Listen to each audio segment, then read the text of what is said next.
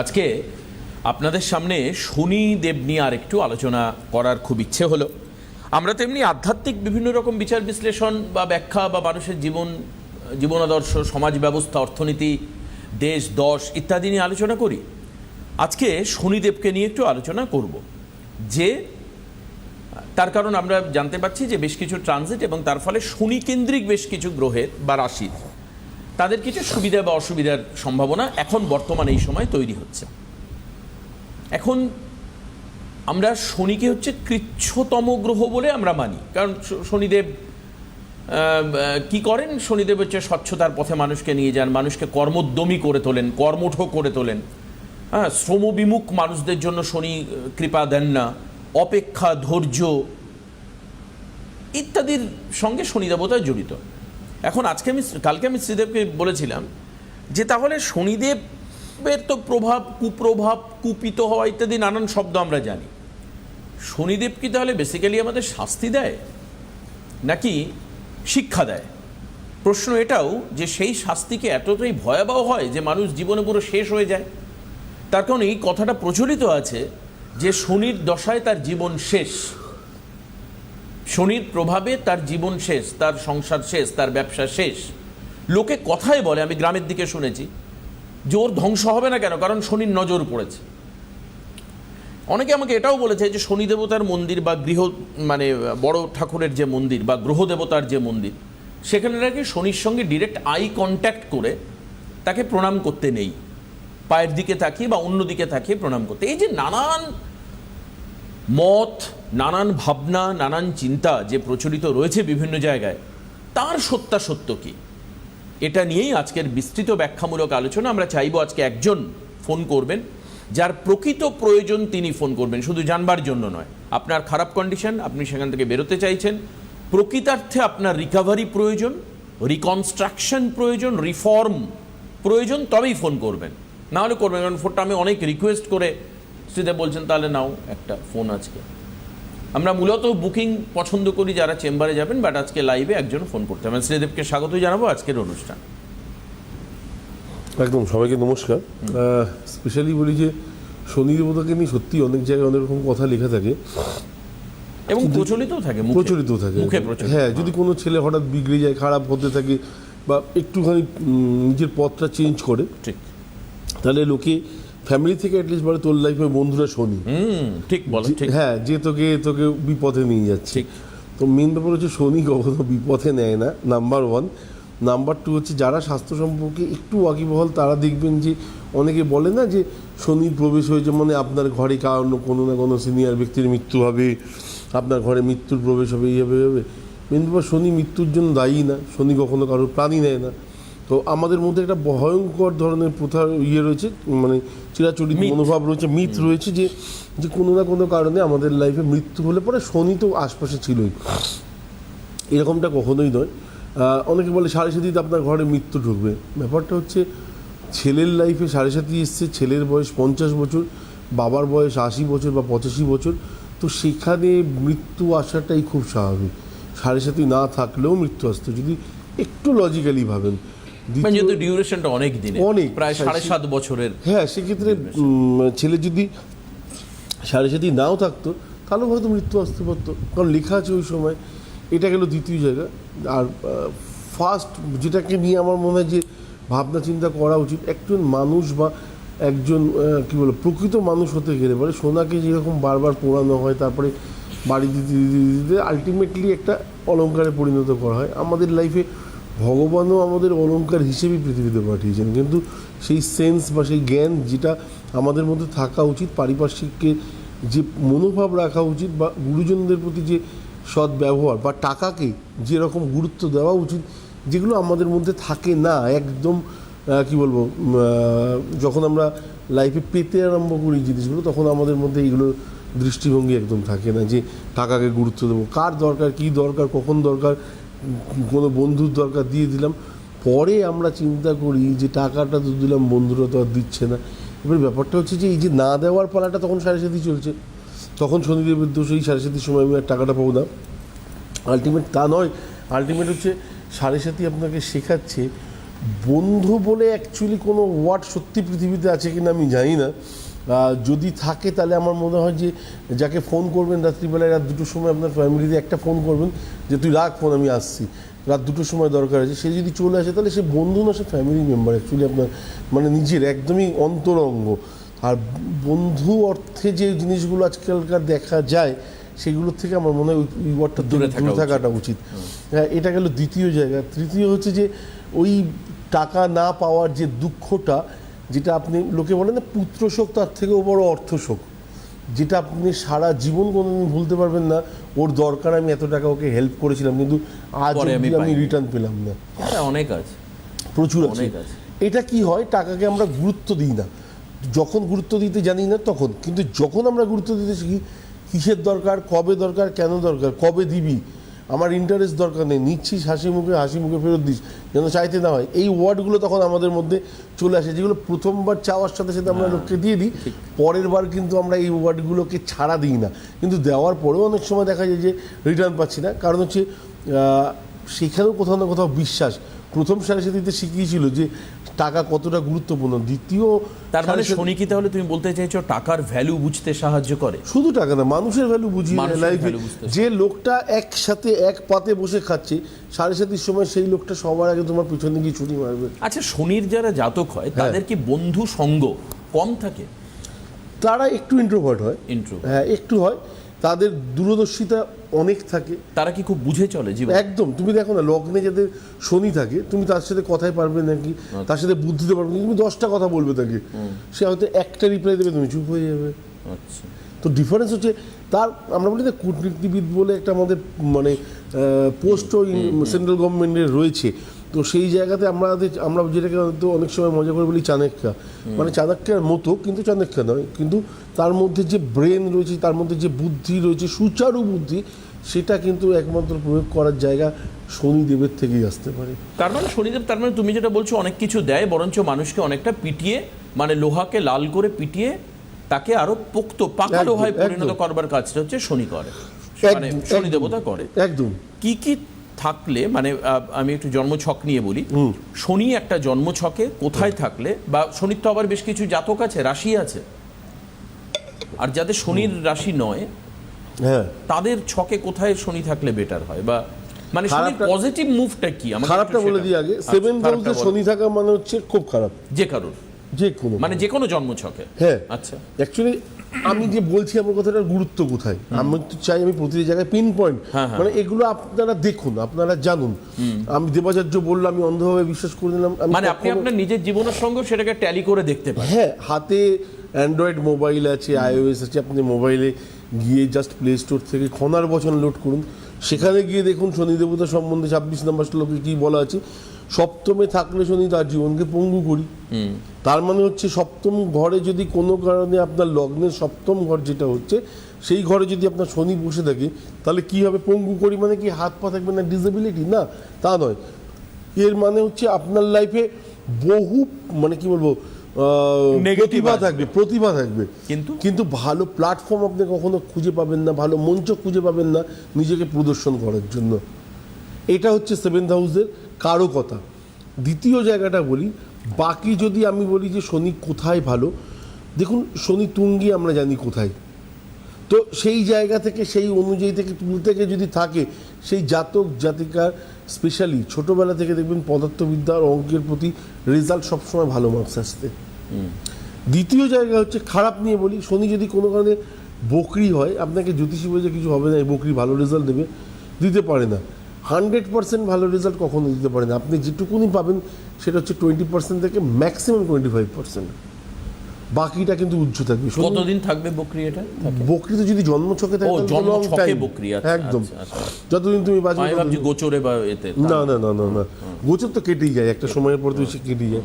তো এই জায়গাগুলোকে মাথায় রাখলে পরে আমার মনে হয় যে বেটার ফল পাওয়া যায়। শনি সক্ষেত্রী, অলওয়েজ ভালো রেজাল্ট দেয়, কোনো রকম ভুল নেই সেক্ষেত্রে। নিজের জায়গায় থাকলে পরেও শনি ভালো চেষ্টা করে, বৃহস্পতির সাথে শনি থাকলে ভালো রেজাল্ট দেয়, বুধের সাথে শনি থাকলে ভালো রেজাল্ট দেয়। এই জায়গাগুলো কিন্তু খুব একটা কারকতার সৃষ্টি করে না। শনি আর মঙ্গল যদি থাকে, হ্যাঁ, শনি আর মঙ্গল যদি থাকে তাহলে বীজ যোগ অবশ্যই। আপনার ফ্যামিলিতে দেখুন, বাবার সম্পত্তি নিয়ে পিসি কাকা জ্যাঠার সাথে আপনার কথা বলা বন্ধ, মুখ দেখা দেখি বন্ধ, বা নিজের যারা আত্মীয় স্বজন আছে তাদের সাথে বিরূপ প্রতিক্রিয়া লাভ, না আপনি তাদের সহ্য করতে পারেন না তারা আপনাকে সহ্য করতে পারে। আচ্ছা, শনির টেম্পারমেন্টটা কি অ্যাকচুয়ালি, মানে যেমন আমি তোমায় বলি, ধরো রবি বা এবং মঙ্গল, এ দুটো হচ্ছে অগ্নিকারক গ্রহ, হ্যাঁ, অগ্নিকারক রাশি, বা এর একটা আলাদা একটা ভাইব্রেশন বা টেম্পারমেন্ট রয়েছে, এবং এই জাতকেরা মূলত একটু মাথা গরম হওয়া বা রেগে যাওয়া, বা অথবা হয়তো রবির জাতকের নাম যশ বিরাট একটা খ্যাতি হলো, এরকম কিছু থাকবে। শনির অ্যাকচুয়াল টেম্পারমেন্ট কি তাহলে? শনির টেম্পারমেন্ট হচ্ছে বুদ্ধি, ফার্স্ট কথা।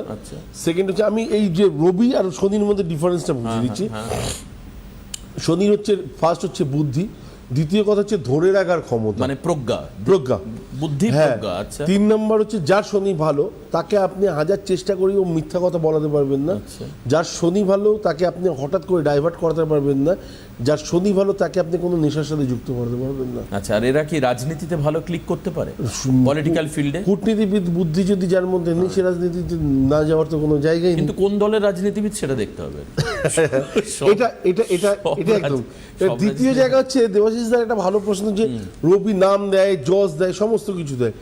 আমাকে বলুন, নাম আর যশ এই দুটো জিনিস নিয়ে আলটিমেটলি আজকে ডেটে কোনো মানুষ কত দূরে হতে পারবে?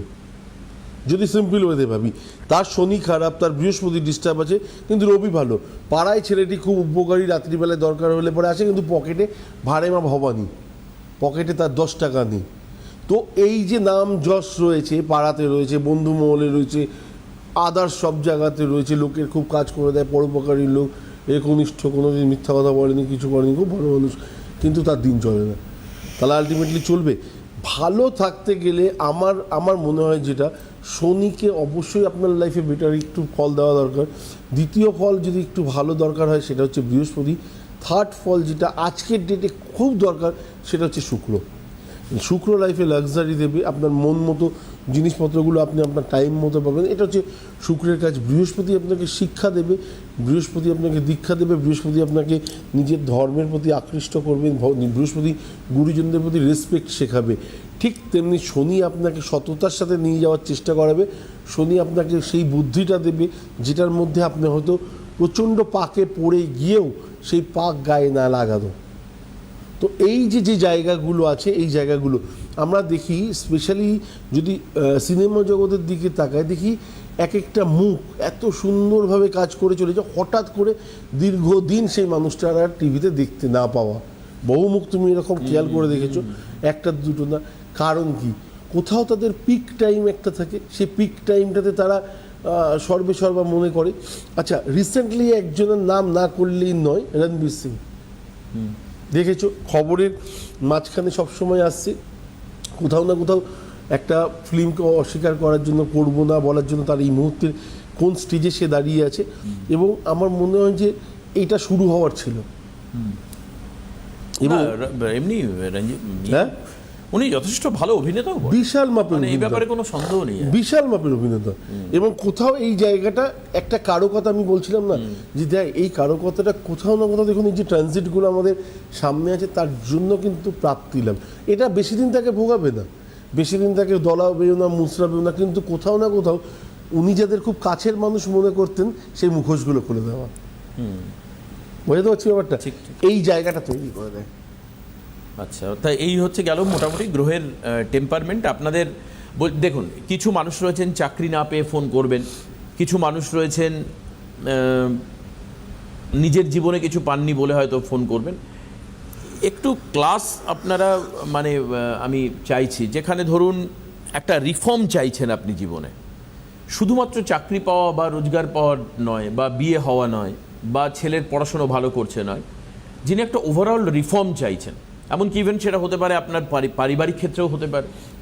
বহু মানুষ এরকম আছে আমি দেখেছি, জানো শ্রীদেব, বিভিন্ন জেলায়, যে তারা একটা সময় বিরাট জায়গায় ছিল, মানে ধরো চৌধুরী বাড়ির জমিদার, তাদের আজকে অবস্থা সেরকম নয় আর কি। টাইটেলটা জাস্ট রয়েছে, পারিবারিক সেই পুরনো বাড়ি রয়েছে, তার মধ্যে বদ অসত্য, মানে উনি যে পরিমাণ লোক, যার সংখ্যা তার থেকে বেশি, এটা একদম ছড়ে, আমরা খুব ইগনোর করে যাই বিষয়টা। এই লোকগুলোর একটা সমস্যা হচ্ছে কি, যে তারা ফ্যামিলির যে রিট্রোভেশন, অর্থাৎ যেটা তারা পেয়েছে অলরেডি, যে জায়গায় তারা ছিল সেটা তারা ঝেড়েও ফেলতে পারছে না, আবার রাস্তায় গিয়েও দাঁড়াতে পারছে না। ঠিক এরকমই সমস্যা আপনাদেরও আছে। অনেকে বাবার পরিচয়ে বাঁচেন, অনেকে ঠাকুরদার পরিচয় এখনো বেঁচে আছে। একদম।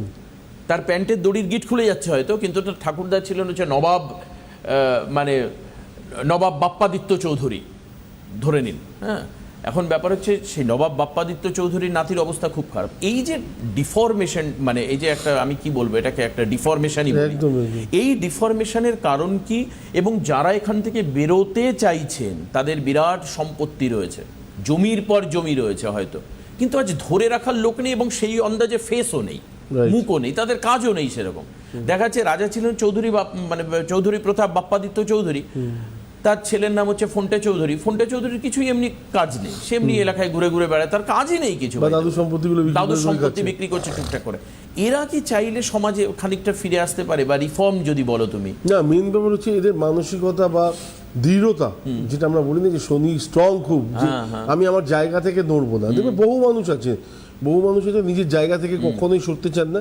আমরা অনেক সময় বলি একরোখা বা একগুয়ে, কখনোই নয়। তাদের মন মানসিকতা বা স্ট্রংনেস ব্যাপারটা যেটা থাকে না, একদম অন্তরাত্মা থেকে, যে আমি যেটা করেছি আমি আমার জায়গায় ঠিক ছিলাম, যদি আমার কোনো কারণে কোনো দিন পরেও মনে হয় ভুল হয়েছে তখন দেখা যাবে, কিন্তু আজকের ডেটে এই সময় অনুযায়ী আমি ঠিক, তো তাকে সরানো যায় না। তো এইরকম কিছু মানুষ আছেন, এই যে যেমন বললেন বাপ্পাদিত্যর নাতি ফন্টে চৌধুরী, তো এই ফন্টে চৌধুরীর ব্যাপারটা হয়ে গেছে কি, সে ছোটোবেলা থেকে এত আহ্লাদ আবদারে পেতে পেতে এসছে, এবং সে দেখেছে যে বাবাও আলটিমেটলি কিছু করেনি। বাবাও সকালবেলা থেকে ঘরেই বসে থাকতো, খাওয়া দাওয়া করতো, বাজারে যেত, ঘুরে ফিরে হ্যাবিচুয়েশন, তার মানে ও বুঝে নিয়েছে যে দাদুর যা আছে বাবা বসে খাচ্ছে, মানে আমাকেও কিছু করতে হবে না। টাকার যে গুরুত্ব না, সেটা ওর কাছে নেই, ওদের লাইফে নেই। কিন্তু দাদু জানতো যে দাদু কিভাবে সম্পত্তিগুলো করেছেন, কিন্তু পরবর্তী জেনারেশনগুলো সেটা আর না দেখে সেটাকে ভাঙিয়ে চলতেই মানে ব্যস্ত। আমার মনে হয় আজকে ডেটে একখানা নাম এরকম হওয়া উচিত, যেমন সচিন রমেশ তেন্ডুলকর। তো ছেলের থেকে বাবার পরিচয় হচ্ছে, আবার উল্টো দিক থেকে বাবার থেকে ছেলের পরিচয়টাও হয়ে যাচ্ছে। অর্জুন তেন্ডুলকরকে বললে পরে আজকে সেইভাবে তো লোকে এখনো পর্যন্ত সচিনের ছেলে, এর বাইরেটা কি আছে। কিন্তু তা বাদেও কিছু থাকুক বা না থাকুক, তাদের মধ্যে অ্যাটলিস্ট পেছনে তাকানো, বা ওই আমরা যেটা অর্থ নিয়ে সাধারণ মানুষ পর্যন্ত চিন্তা করি, ওদের লাইফে সেই জায়গাটা একদমই নেই, তাদের লাইফে সেই গুরুত্বর জায়গাটা একদমই নেই। আবার আমি একটু অন্যদিকে যদি রিকাউন্ট করি, তাহলে বাবার স্বপ্নকে এখন আইপিএল এর মাঠে পূরণ করছে বৈভব সূর্যবংশী। আমি ওর একদিন চার্ট পেলে, আমি যদি পাই তখন একদিন তোমার প্রোগ্রামে দেব, দেখে আলোচনা করি। সো that's aggression, মানে we have seen such kind of, we haven't seen such kind of aggression in a field. আচ্ছা, একজন রয়েছেন, চট করে আমি জানো কে আছেন ফোনে। হ্যালো, হ্যাঁ বলুন, কার সম্পর্কে জানবেন? আমার ছেলের সম্পর্কে। বলুন, date of birth quick. 10/5/1980। 10/5/1980। Right, চলুন টাইম বলুন। 10:30 সকাল। 10:39 সকালবেলা। জন্মস্থান? বারুইপুর। এখন কোথা থেকে ফোন করেছেন? এখন ডায়মন্ড হারবার থেকে। আচ্ছা, শিওর। শনিবার ছিল না, রবিবার ছিল। 10/5/1980 বললেন না? হ্যাঁ, 10/5/1980 শনিবারই ছিল। শনিবার 10/5/1980, মানে 10ই মে 1980, ঠিক বলছেন তো? 10/5 মানে 10 অক্টোবরে জন্মেছিল। তাহলে তাই হয়, অক্টোবরে জন্ম। হ্যাঁ, তার মানে 5/10 হবে। হ্যাঁ, 5/10 আমার বলা। তাহলে আপনি কেন তাহলে 10/5 বলছেন? 5 মানে তো মেতে জন্ম হলো, এই মাসে জন্ম। কেন? তার কারণ এটাই, ঠিকই।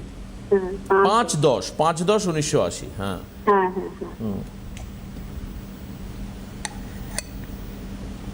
হ্যাঁ, রবিবার ছিল। সিংহ রাশি, বৃশ্চিক লগ্ন। আচ্ছা, দ্বাদশী কৃষ্ণপক্ষের জন্ম ছক অনুযায়ী সেক্ষেত্রে আচ্ছা, লগ্নে মঙ্গল, সেকেন্ড থার্ড। আচ্ছা, কাল সর্বদোষ রয়েছে, শুক্রচন্দ্র রবির ঘরে। বৈবাহিক জীবন নিয়ে প্রশ্ন হওয়া উচিত, কেন পার দিচ্ছে না। আচ্ছা, আর এদিকে হচ্ছে পা রাখার ক্ষেত্রে প্রবলেম বৈবাহিক জীবনে। আর 1980 মানে অনেকটাই বয়স হয়ে গেছে। 1980 মানে তোমার মোটামুটি ভাবে ধরো 46 বছর বয়স। শুক্রচন্দ্র রবি বৃহস্পতি শনি, হ্যাঁ কালসর্পদোষ রয়েছে, জীবনে আপস অ্যান্ড ডাউনের প্রবলেম তো অবশ্যই আছে, আর struggle Jibon ups and down মানে তুমি বলছো কেরিয়ার কেন্দ্রিক একটা স্ট্রাগল আছে এবং বিবাহিত জীবন। আপনার মেন ছেলের প্রবলেম কি নিয়ে? প্রবলেম এক নম্বর কথা, ওরা তো জীবন, বৌমা বিয়ে করেছিল, বৌমা নেই, ডিভোর্স হয়ে গেছে। বৌমা চলে গেছে, গেল তাহলে মিলে গেল। দ্বিতীয় চাকরির জায়গাটা কেমন? চাকরির জায়গাটাও তো আইটি সেক্টরে, তারপরে আইটি সেক্টর থেকে ও এখন কি করছে? এখন কিছুই করছে না। ব্যাস, বুঝলেন তো? দুটো কথা যেন একদম মানে অব্যর্থভাবে মিলল। এক হচ্ছে বৌমা ছিল আপনার, কিন্তু এখন বৌমা নেই। দ্বিতীয়ত চাকরি ছিল, চাকরি নেই। আপনার যদি মনে হয় শ্রীদেব যে 1 মিনিটের মধ্যে প্রেডিকশন করলো, ওর কাছে আসলে ভালো হবে। আপনি নিচের নাম্বারে ফোন করে চলে আসবেন। নাম্বার তো এখন এখানে দেখা যাচ্ছে না, আপনি ইউটিউবে গিয়ে প্রোগ্রামটা দেখে নেবেন। আগামীকাল আসানসোল চেম্বার আছে, আগামীকাল আসানসোলেও চেম্বার রয়েছে, আপনি আসানসোলেও আসতে পারেন। ঠিক আছে, আগামীকাল আসানসোলে চলে আসুন। খুব সুন্দর একটা প্রেডিকশন শুনলাম আমরা, প্রেডিকশনের ছোট্ট অংশটা শুনলাম। টাইম নেই বলে তার ব্যাখ্যা জানতে চাইলাম না, যে কেন স্ত্রী নেই বা কি দেখে তুমি বললে, এগুলো আমি করতাম জিজ্ঞেস, বাট আজকে হাতে আর সময় নেই। আজকে এখানে আমাদের শেষ করতে হচ্ছে। আগামী অনুষ্ঠানে আবার দেখা হবে শ্রীদেবের সঙ্গে। সবাই ভালো থাকবেন, সুস্থ থাকবেন। একদম। নমস্কার। নমস্কার।